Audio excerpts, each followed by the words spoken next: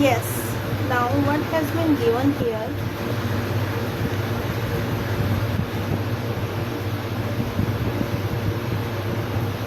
that in now I have explained you that whether Sakal mother or Sakal's brother, sister, whether they are employed and unemployed. Now we are going to see what is the criteria for employment and what is the criteria for unemployment, to whom we call unemployed and to whom we will call employed, and if that person is called employed, then why he or she is called employed. We will see also the reasons and elaborations further.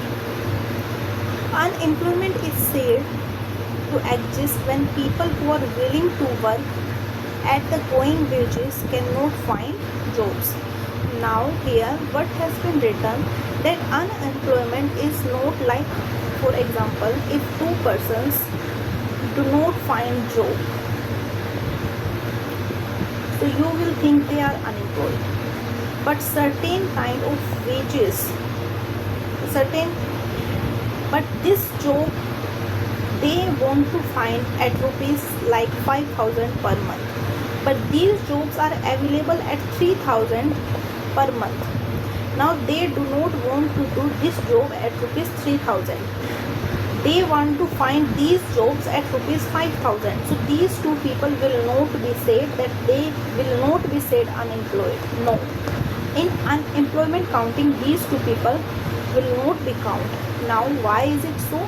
Because unemployment is said to exist when people who are willing to work at the going wages, means when they are ready to work for 3,000, but even now they are not finding the jobs, then they will say unemployed. Sheila is not interested in working outside domestic domain, means, and G2 and C2 are too small to be counted in the workforce population.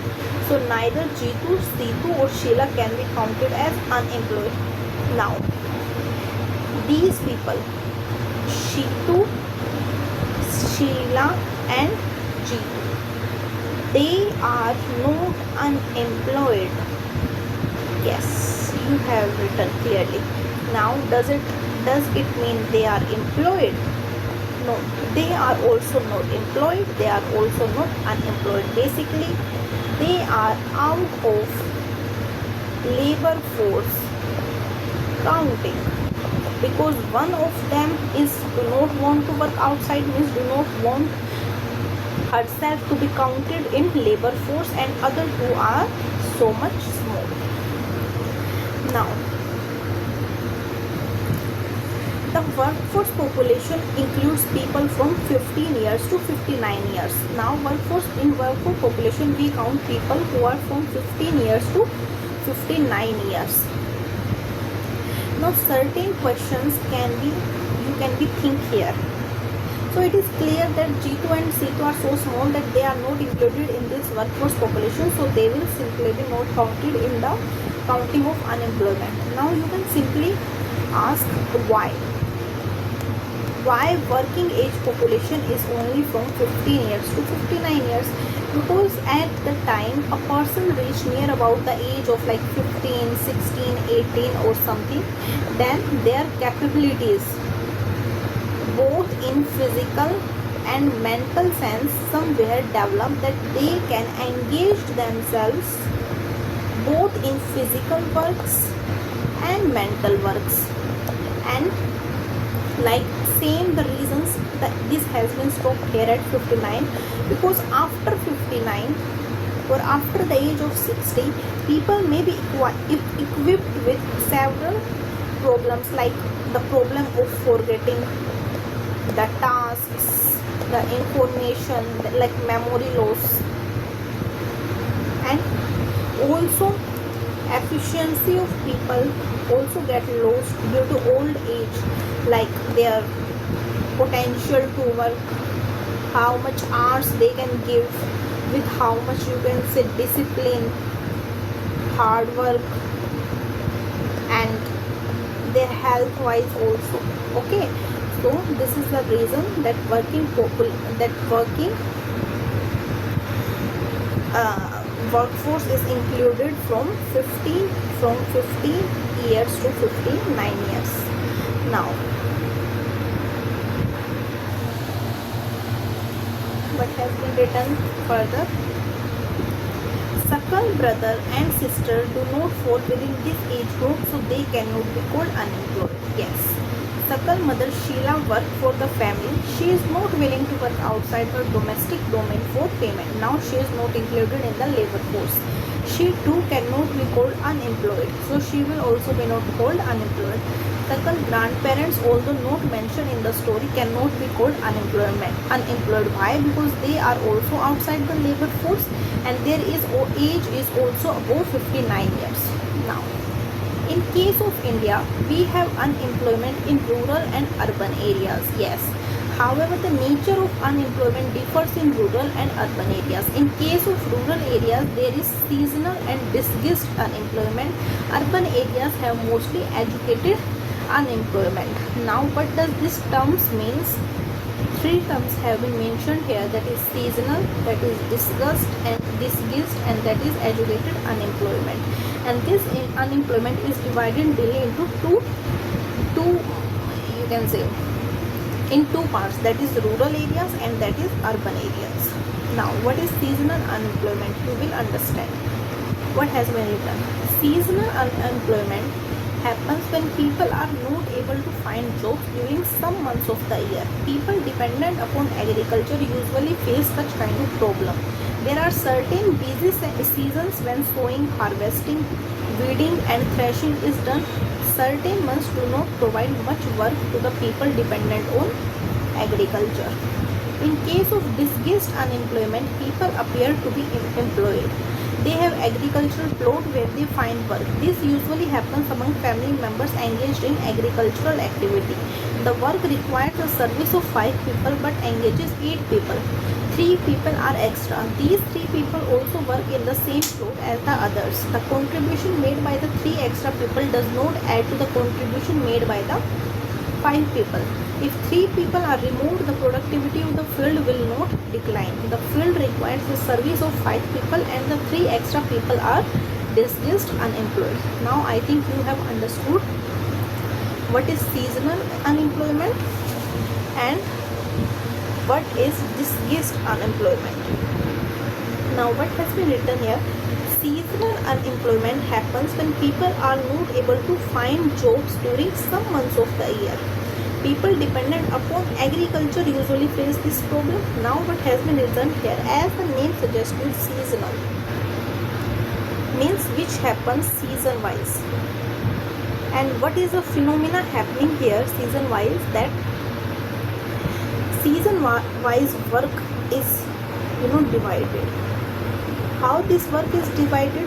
That at some seasons we have more work and in some seasons we have less work, or in some seasons we do not have any work. Now, on which thing does season have most of the impact? Here season, but we can say by weather wise season division or monsoonal. Yes, what are the factors that impact season, like weather, like monsoon, like temperature, like humidity, like heat? Okay, these are mainly the factors which we count in any season. Now, which work of our economy you can think which is have direct correlation with these factors like weather, monsoon, temperature, humidity? So it will be, when you will ponder upon it, then you will find this sector is agriculture. And what in agriculture specifically? Different kind of crops. Different kind of crops have different seasonal requirements. Or what does here we mean by seasonal requirements? Means in different season these factors vary. Like some crops have requirement of different temperature, different humidity, different rainfall, different heat, okay, different precipitation. All these precipitation mean rain. So different crops require these factors differently for their growing. Okay, now when these, so here now I think you have understood what I would like to, what I want to convey, that in some season, some months of the year, in some months of the year, people dependent upon agriculture usually face such kind of problem. There are certain busy seasons like sowing, harvesting, weeding and threshing, and certain months do not provide much work, or in sorry, like in certain months we cannot grow any kind of crop, and another wise is also possible, like we can grow crop but we do not have adequate facilities to grow that kind of crops, or that kind of crops we do not have facilities for growing that kind of crop. So in some seasons we are vacant or we are free. So but these vacant and free are not the like terms that can be used for these conditions, because we want to work but we do not have work. So we will be said unemployed, and this kind of unemployment is said be seasonal unemployment. Okay, so I think you have understood now. Let us move further. What is disguised unemployment? Now, what has been written in disguised? In disguised unemployment, people appear to be employed. In this kind of unemployment, when you will look at people from far, then you are likely to think that they are employed, that all the people are working. How can they are unemployed when they are working, when all the people of family are working? But when you will go near, like they are working in the fields, then you will realize that even on this field 5 people will work, then also the output will be same, and these 5 people have that efficiency caliber and work potential that they can grow the kind of crop, the kind of crop that can be produced on this field. So that kind of production can easily be done with the labor of these 5 people. And when you will really understand the situation further, then you will find that the number of people that are engaged are so 8 people. So these 3 people are extra. So the contribution of 3 people does not add to the contribution made by the 5 people. So if these 3 people are removed, the productivity of the field will not decline. The field requires the service of 5 people. So these 3 extra people are disguised unemployment. Now I think you have understood. So we have understood the case of rural areas and 2 kinds of unemployment in rural areas, that is seasonal unemployment and disguised unemployment. Now let us move further. In case of urban areas, educated unemployment has become a common phenomenon. Many youth with matriculation, graduation and post-graduation degrees are not able to find job. A study showed that unemployment of graduate and postgraduate has increased faster than among matriculates. A paradoxical manpower situation is witnessed as surplus of manpower in certain categories coexist with shortage of manpower in others. There is unemployment among technically qualified persons on one hand, while there is a dearth of technical skills required for economic growth. Unemployment leads to wastage of manpower resource. People who are an asset for the economy turn into a liability. There is a feeling of hopelessness and despair among the youth. People do not have enough money to support their family. Inability of educated people who are willing to work to find gainful employment implies a greater social waste. Now, what has been written here, that in case of urban areas,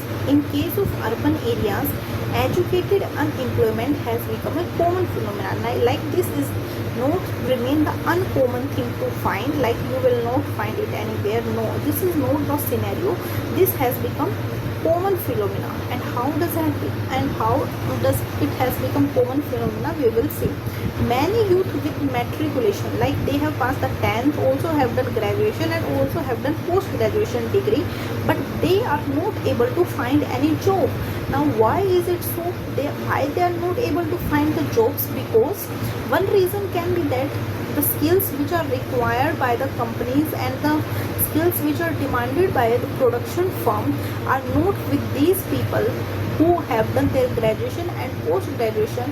One of the thing here is highlighted by our education system, means the skills which are imparted by education system are not the real ones which are in demand, which are demand of the changing world, and which you can say which the company is demanding for their production. So one reason can be this, and what can be the another reason? What can be the another reason?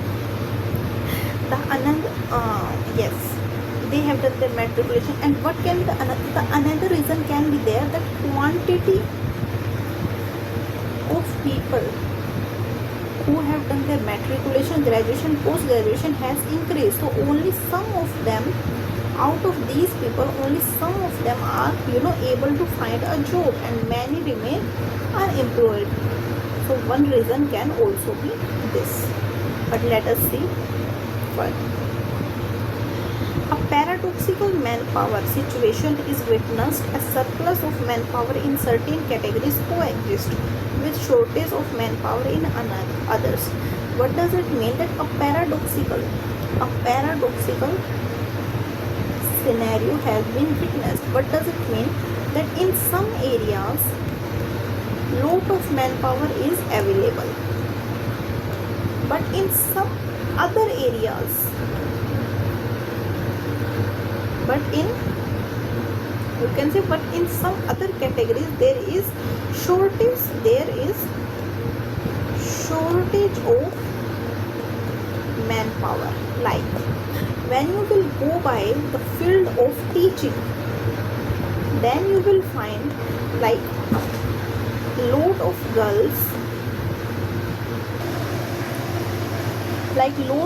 are available in the field of teaching. But when you will go like army, then there is not much availability of girls in army. When you go in medicine, when you go in field of engineering, or you can say technical fields, computerized fields, okay, technology.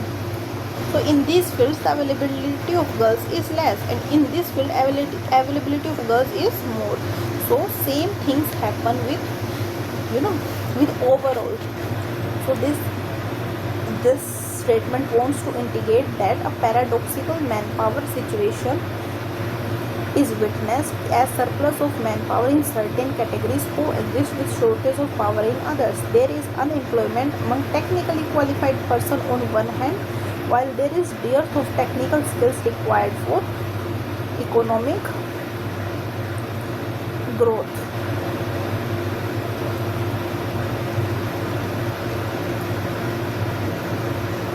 Means there are technically qualified persons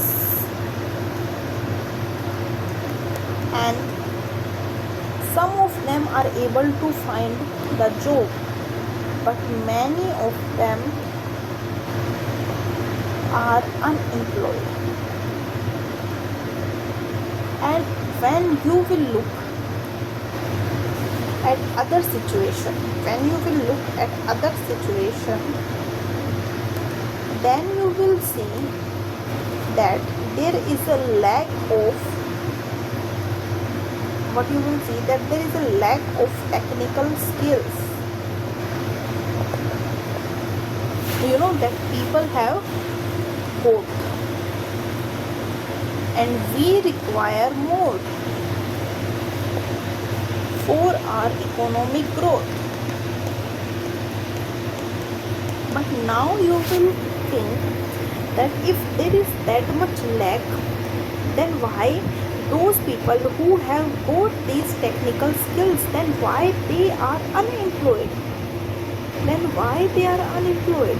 So this kind of paradoxical means the things which contrast each other, which are opposite to each other, are also emerging. Now why are they unemployed?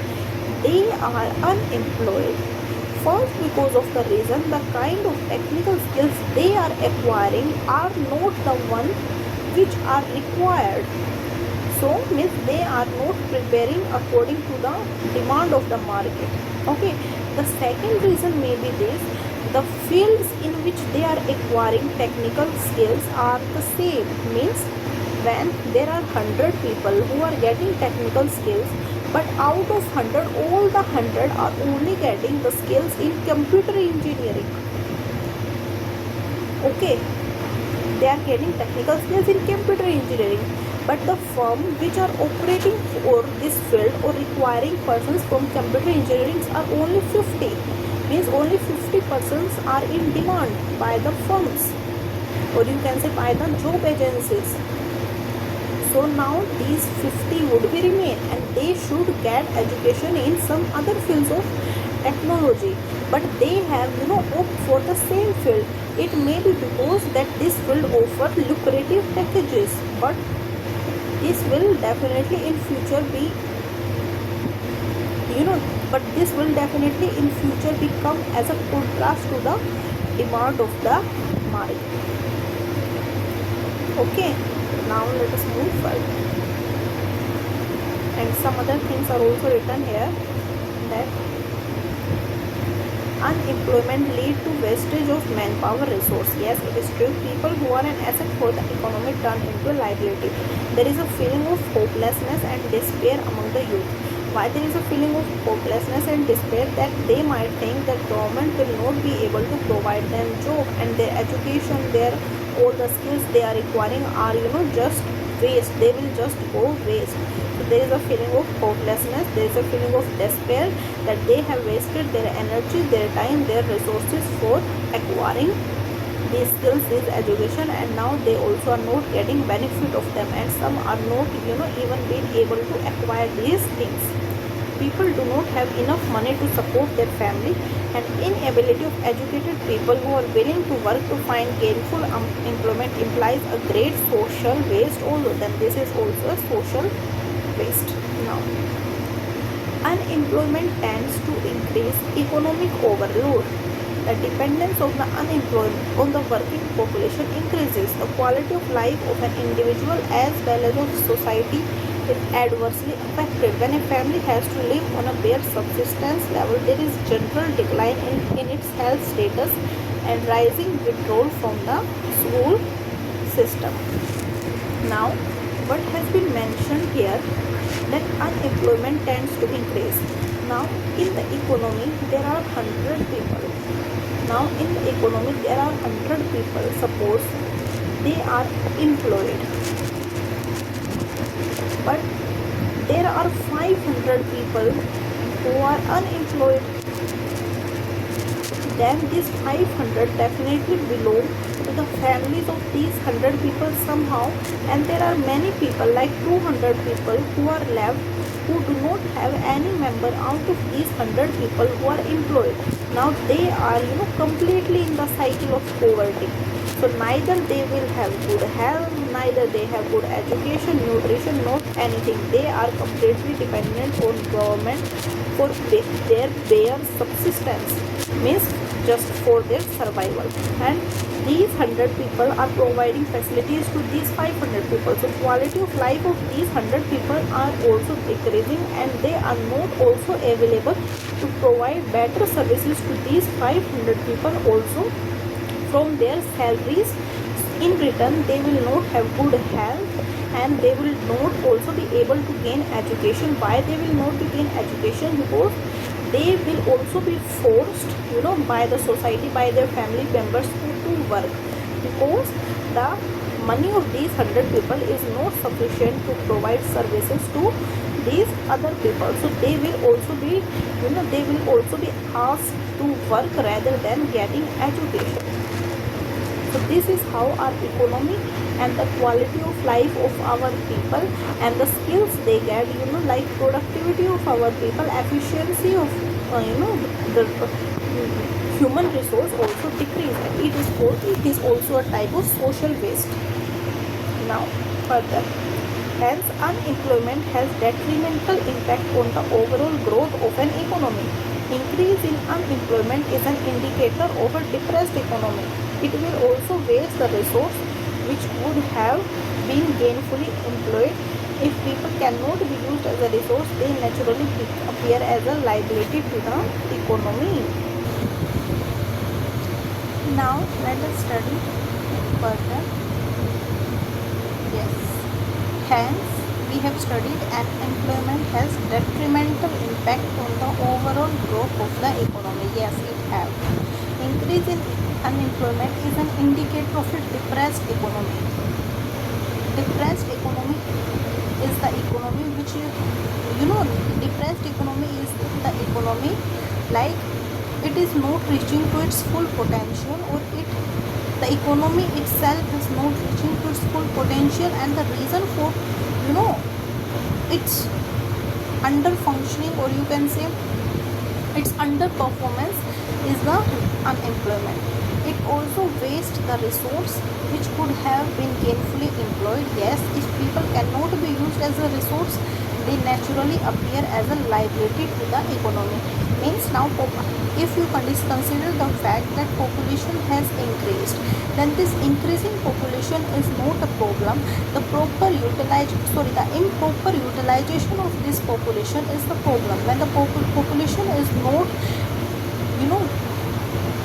not directed to the required use, or you can say fulfilling use, or the meaningful use, then this population definitely become a liability rather than an asset.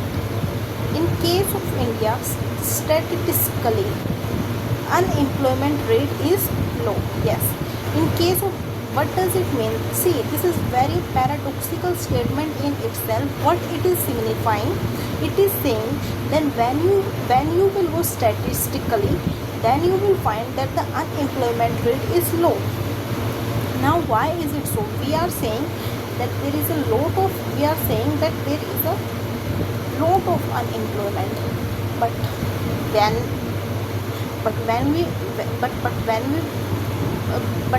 when it is asked to us that show us the number,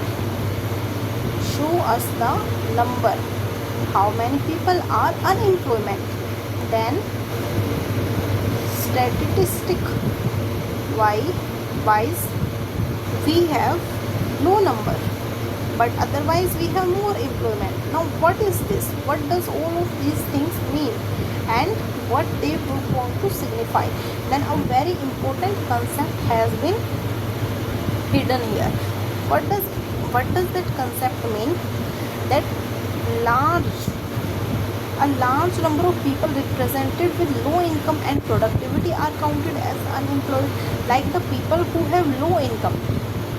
If people have income, means they earn, then it does not matter whether they earn low, medium, high, or you can say even below low level.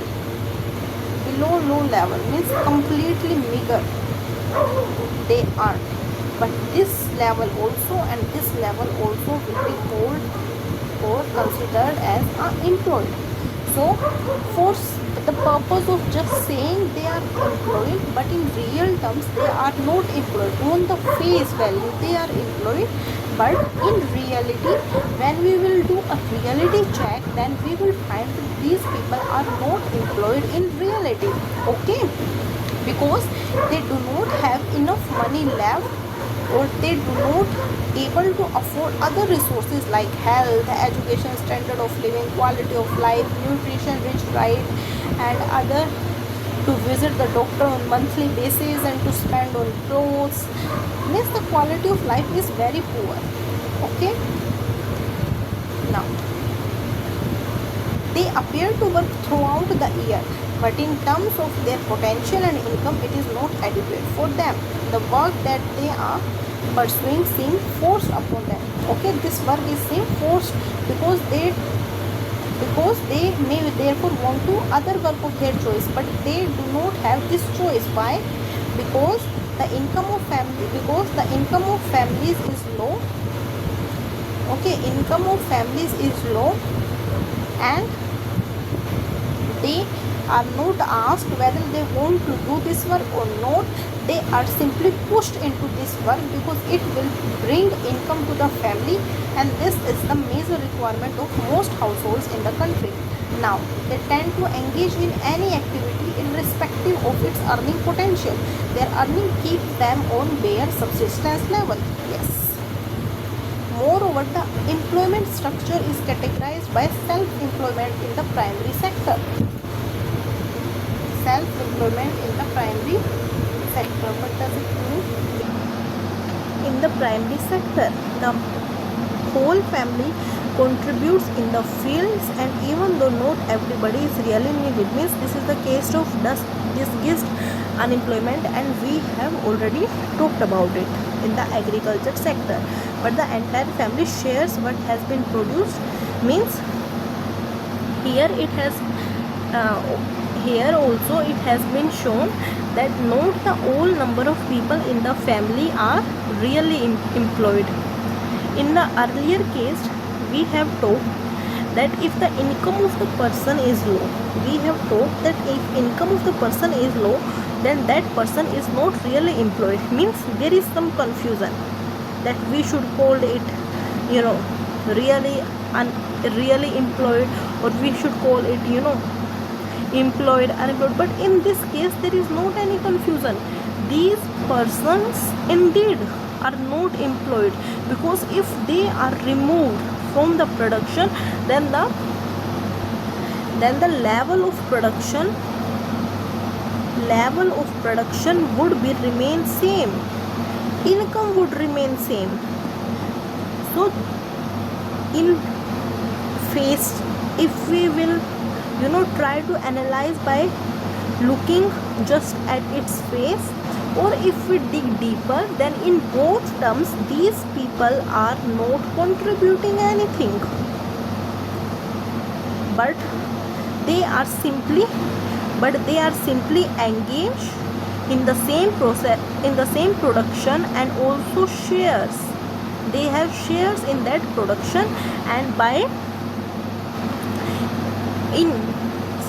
you can say in data we show that these people are employed, but they are not employed.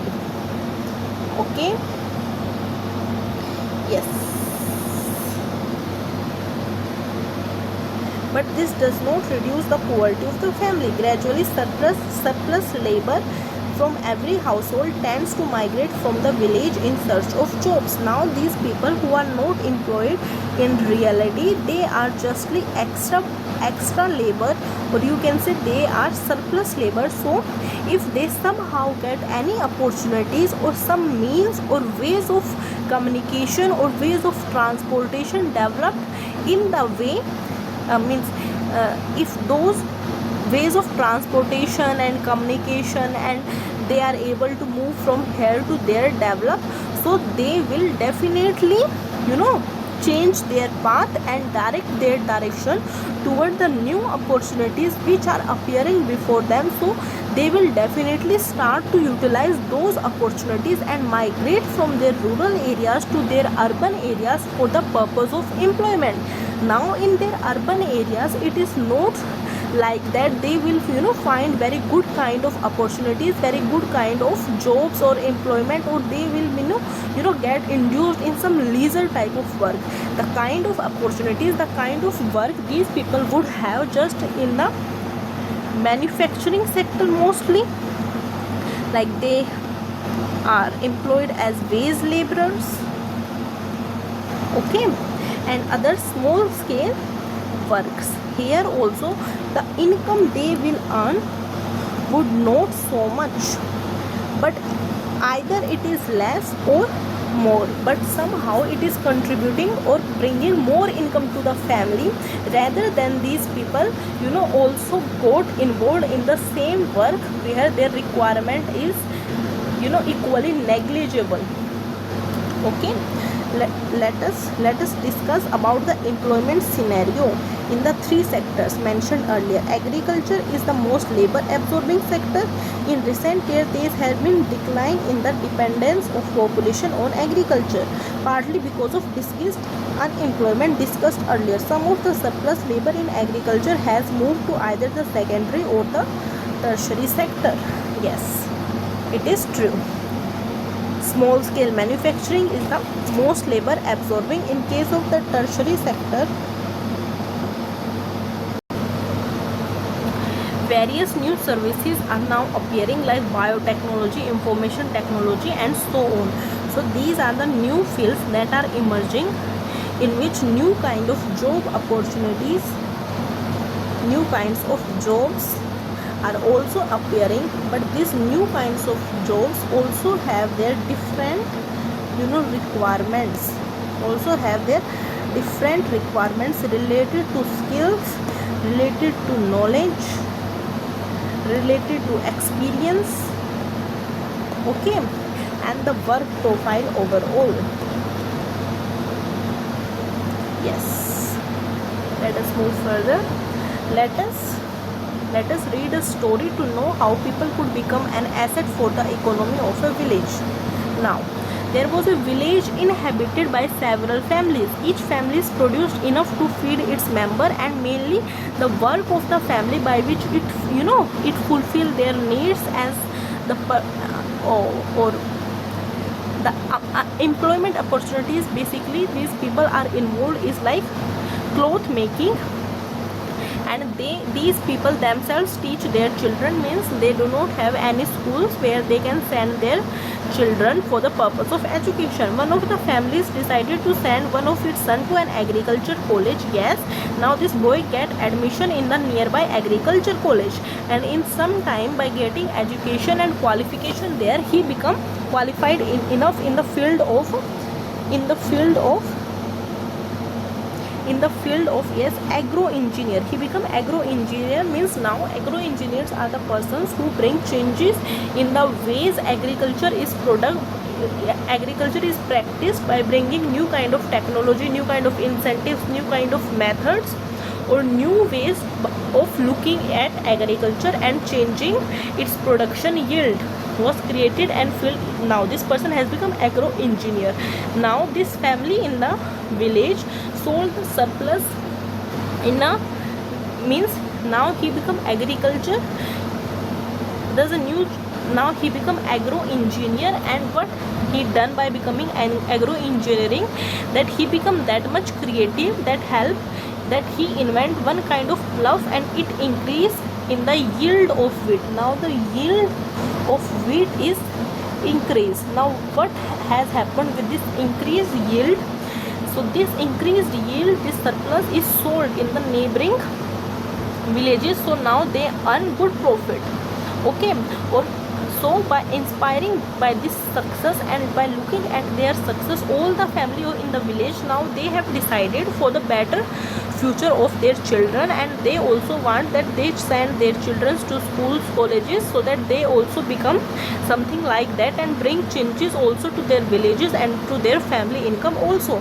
So now what they have done, they have requested the panchayat and to open a school, and panchayat open this school with the help of government, and a teacher also is recruited from the nearby town. Now all the children in the school started going to school. After some time, one of the families gave training to his daughter in tailoring. Now you are looking how one instance of providing education and one person becomes something, then it also provide incentive for others to do the same things or even to do different things. Now like this daughter of one person is provide training in tailoring, in stitching clothes for all the families of the village, for everyone now wanted to buy and wear well tailored clothes. Thus another new job, that of a tailor, was created. This had another positive effect. The time of the farmers is going far for buying clothes has also been reduced. Now they can also focus more on their work, and yield of the farms is also increased. This was the beginning of prosperity of this village. Now they could sell what they produce to others, means like nearby markets they can sell this increased yield. And over time, like in some time, this village, which formerly had no job opportunities in the beginning, had many like teacher, tailor, agro engineer and many more. This was the story of simple village where the rising level of human capital. Now this capital is human capital because the changes and the skills have been imparted to humans. So this capital like teacher, tailor, agro engineering are all part of human capital, enabled it to evolve into a place rich with complex and modern economic activities. So now you have seen like how inputs like education, health help in making people an asset for the economy. The chapter also discusses about economic activities undertaken in the three sectors of the economy. Yes, we have discussed all the problem associated with unemployment. Yes, and now we have ended it with the story of village. So this chapter is completed. Exercise you will solve yourself as your progress. You will mark your progress, how much you have understood. Okay, so thank you.